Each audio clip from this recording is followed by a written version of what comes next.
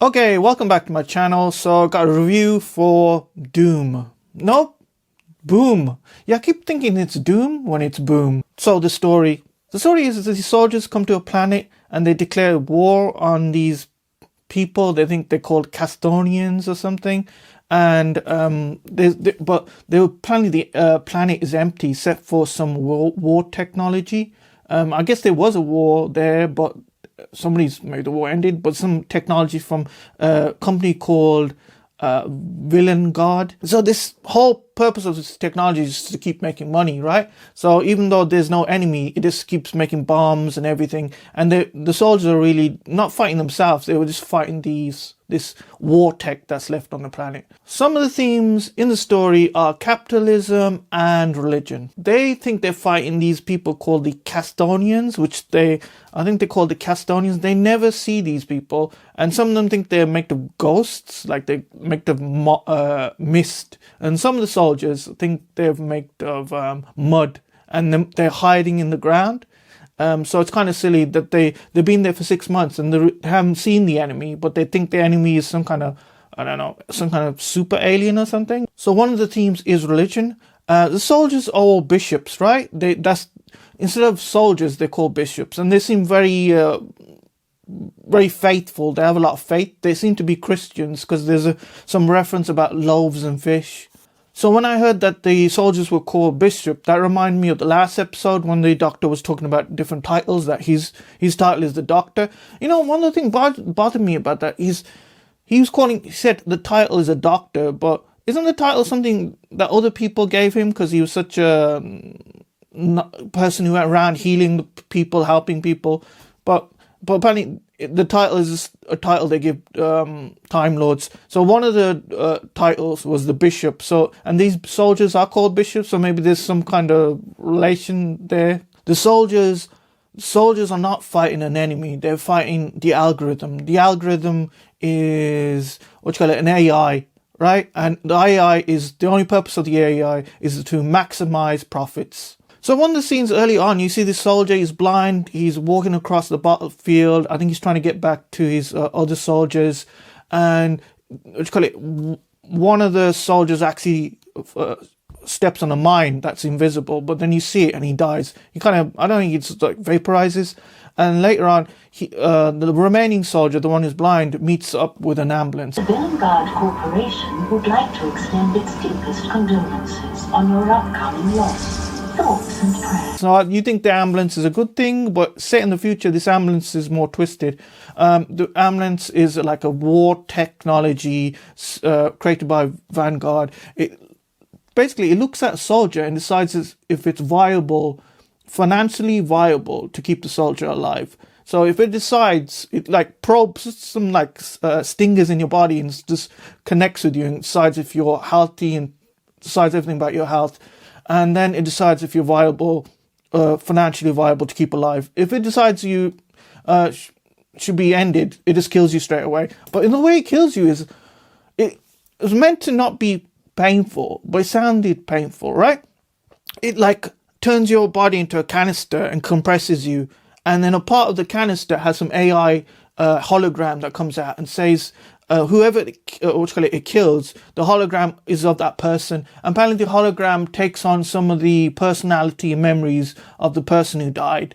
And the hologram talks and they have conversation a little bit. They're not super clever. So I didn't notice this, but there's this recurring character called Susan Twist. Well, that's not the character's name. That's the actress's name, right? Because you see her name on the end credits of every episode. Since Christmas episode. So it's Christmas, Space Babies, The Devil's Cord, and this one, Boom.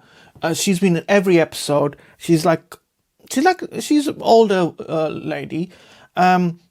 In this one, she played the ambulance interface that decided if you live or die, and she would say thoughts and prayers.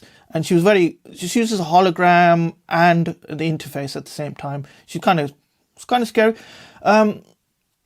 So I think in the Christmas episode, she was in the bar, you know, when Ruby was singing, she was there. She was asking what song, can you play this song or something? And she was on the. Then after that, she was on Space Babies. She was one of the crew members who said they were going to leave, but under protest. And where was she again? In Devil's Cord, she was the woman who was making the tea, and the doctor was saying that this is daylight robbery, and she turns around and talks about how she loved this film about daylight robbery or something. So she's been in all of them. I don't know who she is. Some spoilers, everything spoilers in here.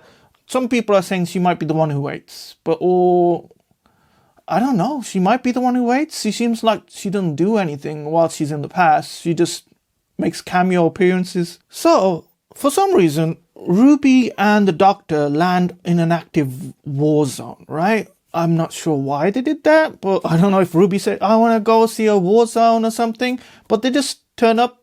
The TARDIS is there. There's no explanation why they're there. There's no explanation what year it is. They're just there. It's a weird place to be. I don't know. I watched the episode 2 times, and I don't know why they're there.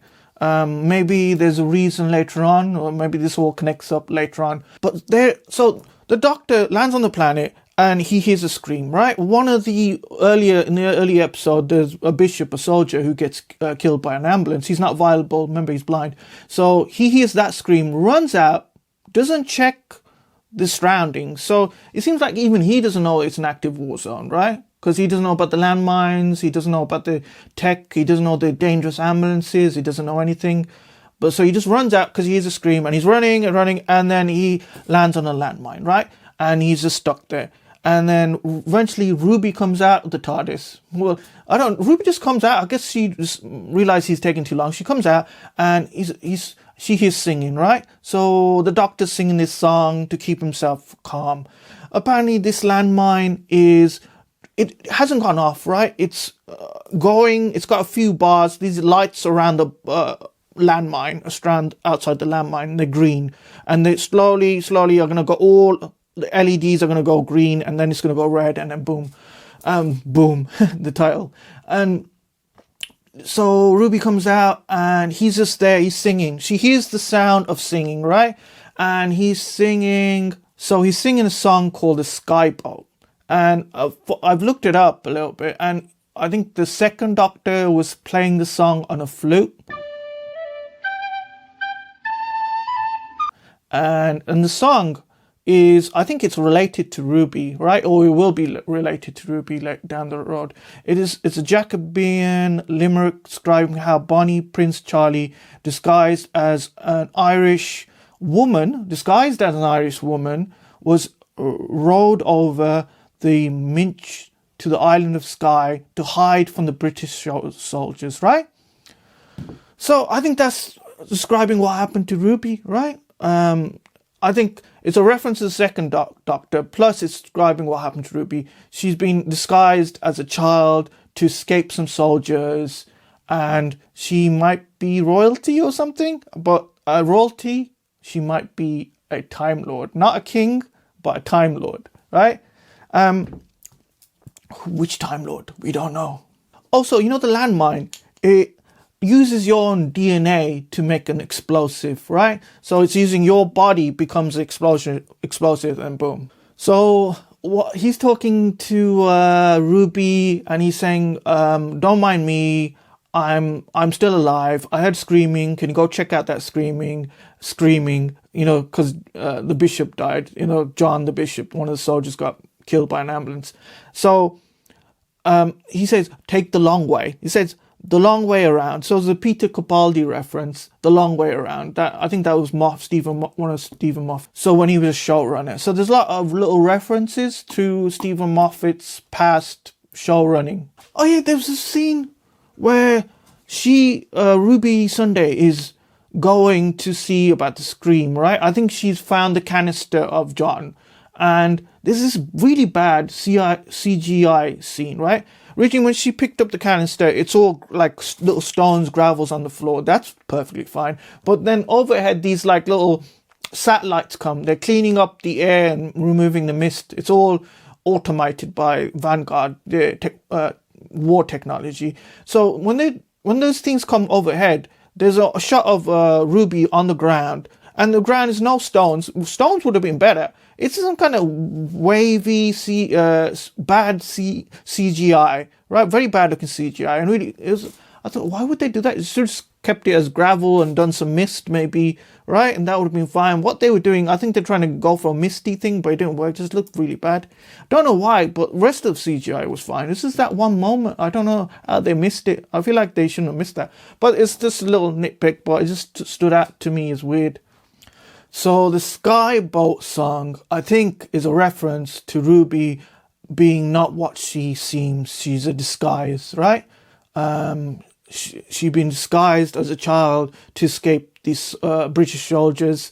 Don't know, probably the soldiers are from the Time War, and I think that's it. Okay, let's talk about some of the characters. So it's like, it's a small episode. There's only like one location, well, maybe two if you look, but it mainly happens in one location where, the doctor is standing on the landmine. Everything happens around there. There's like, two of the characters kind of annoyed me. They weren't great, okay? So one of the characters is Splice, and she is the daughter of John, who died at the beginning of the episode. And she just turns out of nowhere, and she's saying, "Where's my daddy?" My daddy there, I heard him. Hello? Hello up there? You okay? I'm looking for my daddy. Where's my daddy? To the doctor and Ruby. I don't know how she got from the camp to the battleground, right? Wouldn't the soldiers' camp be very far away from the battleground? How would, I don't know, she's like, 10, 12. How would she end up by herself at that location, right? And I think she was holding, there's a thing where before her father died, he was saying, make sure you brush your teeth. And when she came looking for her dad, I think she was holding a toothbrush, right? So Splice comes by, and she keeps asking about her dad, right? She keeps saying, "Daddy, daddy, where's my daddy?" to Ruby and the doctor, and it's kind of annoying, right? And for some reason, right, they've made her, she's like 12, but she kind of talks like she's like 6 or 7. They make her really sad, and because of that, it's like she's like a Forrest Gump, like an idiot. No, she's like a Forrest Gump. She sounds like Forrest Gump a little bit. She sounds slow, right? No offending anybody, so she's kind of annoying, right? Her character is just annoying. Apparently, she can't recognize that the doctor is on a landmine. Splice, Alison Phaeton. You have been identified as the next of kin of John Francis Phaeton. I am an exes now. Apologies for your loss. Let's grieve together. Come to Daddy! Get off me! No, please! If I'm causing distress, Please! No! perhaps I shall come back later. Kiss, kiss.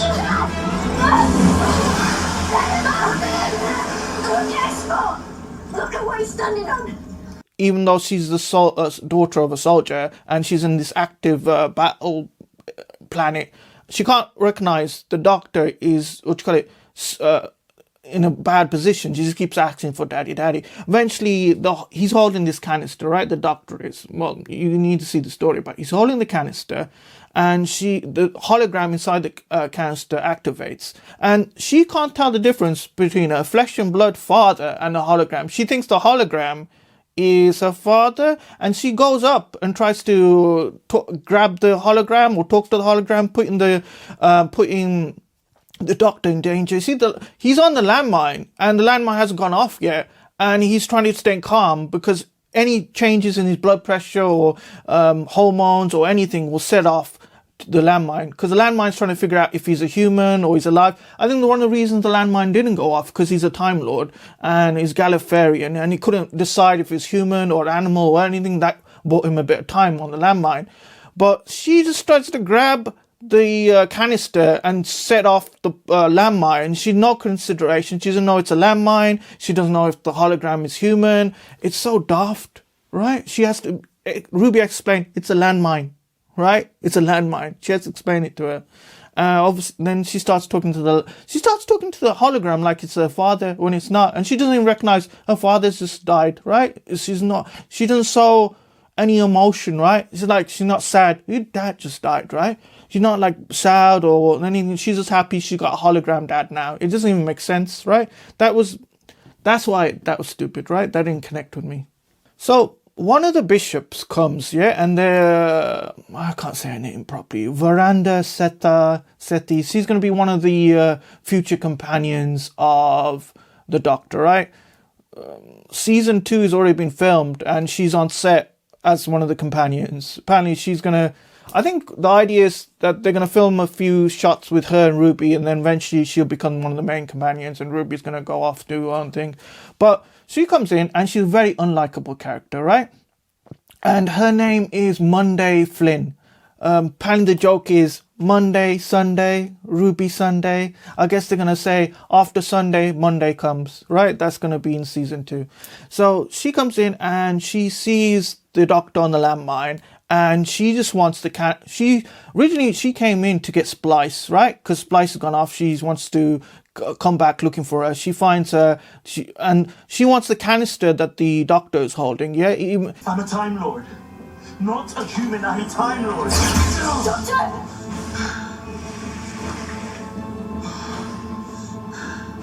I am a higher dimension life form. I am a complex space-time event. I'm Anglican. No, stop it! even though she's not going to help him because she knows that he's a lost cause. And he's going to get the canister to her because it's going to set off the mind. The imbalance of the weight is going to set off the mind. So so she decides just to start shooting him, right? So she'll shoot him, he'll die, she'll get the cancer. She shoots him like 3 times in the arm and causes him a lot of pain, right? And she seems heartless. And it was all this over a canister. Who cares about canisters? Not a person. The Doctor is a person and you're causing him a lot of pain. So she was unlikable at that point. She does redeem herself a little bit later on, but I didn't like how they make her unlikable. And she's going to be a future companion or some wibbly wobbly timey wimey thing that one of her ancestors will be a future companion. I don't know how they're going to do it, but I didn't like her character. Oh, did I mention there's like this side love story between Veranda,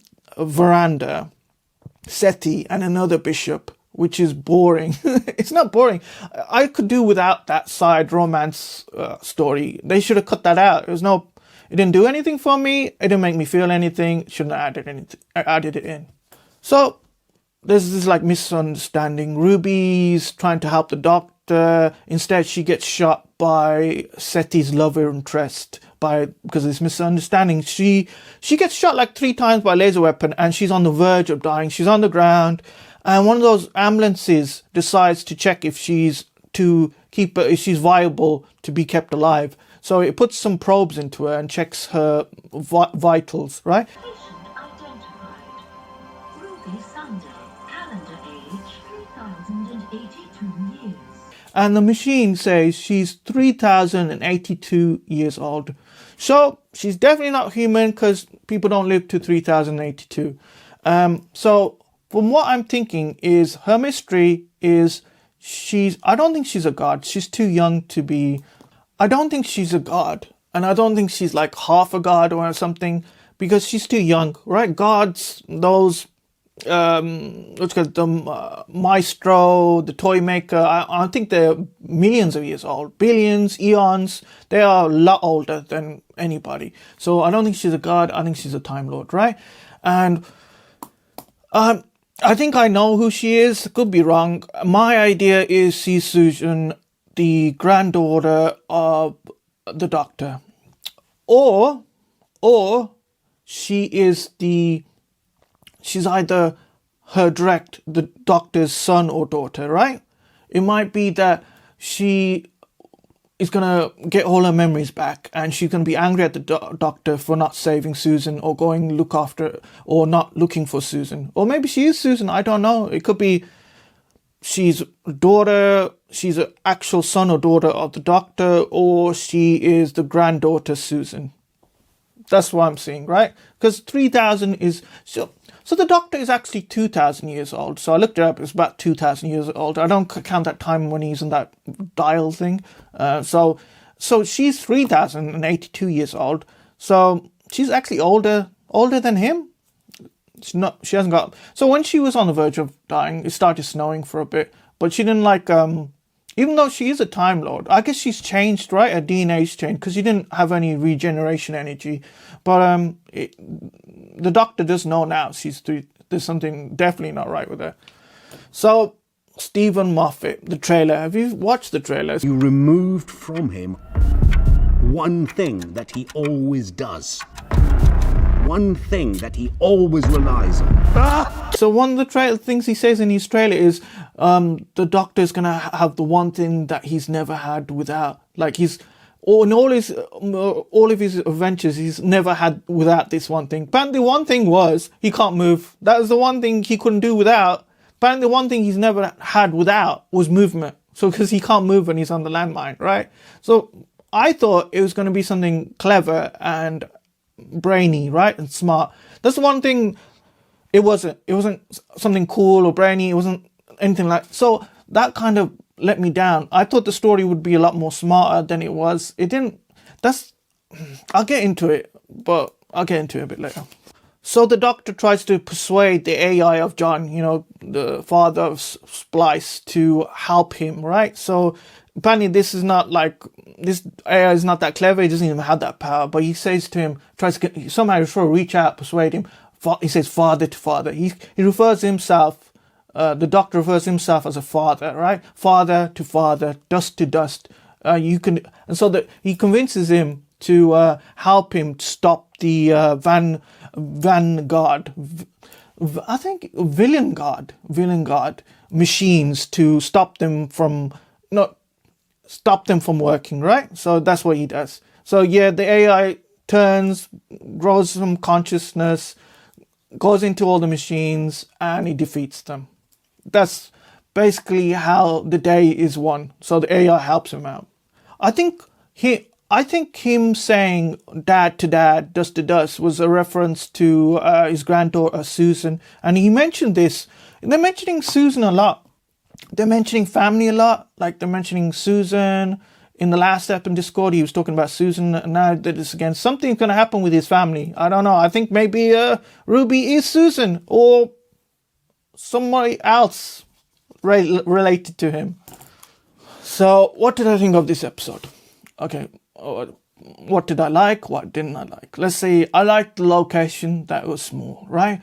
I would have preferred if there was less characters. I would have preferred if it was just Ruby and the Doctor in a small episode. Like, there's been a lot of, I like little contained little episodes, something different, right? And I thought, well, looking at the trailer, I thought this was going to be more of a different kind of episode, different vibe, yeah? This is going to be something really different to everything else. But it didn't turn out to be that. It just turned out to be, I thought it was going to be smart and clever. It wasn't smart, clever. It just seemed a bit stupid. I don't know why he was there. I don't know why the Doctor was at the battle. I don't know why Splice was so stupid and unlikable. I don't know why his future companion was unlikable. I don't know why those characters were in that story. Should have just had Ruby and the Doctor. That's how we improved it. It was just too many characters when they could have just had to. And the story wasn't clever. It was a bit, not stupid. Maybe I liked a bit with the tension of him being on a landmine.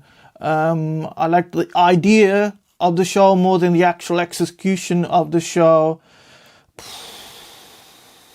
I don't know, man. It didn't do anything for me. I think this is going to be a disappointing episode. I mean, I don't even see people. I just didn't like this episode. I think I preferred. I don't know. I think I preferred Space Babies a little bit more than this episode. It's sad because Moffat's come back the first one. I just don't think he banged this one out. I think it needed to go back in the oven, get cooked a little bit. The story needed to get proper cooking. It just wasn't hitting like it should be hitting. Like it wasn't clever. It just didn't do anything. Let me just check if I got any more ideas. So I think there's like little references that Moffat put in when he was a showrunner. I think, The Long Way Around. The Long Way Around was a Peter Capaldi episode. There's one of the bishops is working on the ambulance, trying to switch it off, and he says hush to the other soldier. I think that was Matt Smith episode. There's probably a little more episodes, little Easter eggs in the whole thing, but I could just find those. Yeah, so I don't know, 5 out of 10 maybe I would give this episode, maybe 6 out of 10 I'd give it. Maybe if I watched it a couple of more times I would appreciate it a little bit more, but it just didn't do anything for me. I've watched it 2 times already, so if that's the thing, I've watched it 2 times right now. I've watched it right now, it's midnight, right? It's past about 3 or 4 now. So let me know down in the comments what you thought of the episode. Like the video, share the video, use the links in the description to support my channel. Thank you very much. Well, look, hopefully, I hope there's more episodes, right? There's not a lot of episodes, or rather had them more bangers, right? I feel like this episode is going to weigh everything down, right? I want everything to be close to be a 9 or 8, every episode to be around that average, but I think this is going to weigh everything down. It was kind of disappointing. Okay, take care. See you again. Love you. Bye.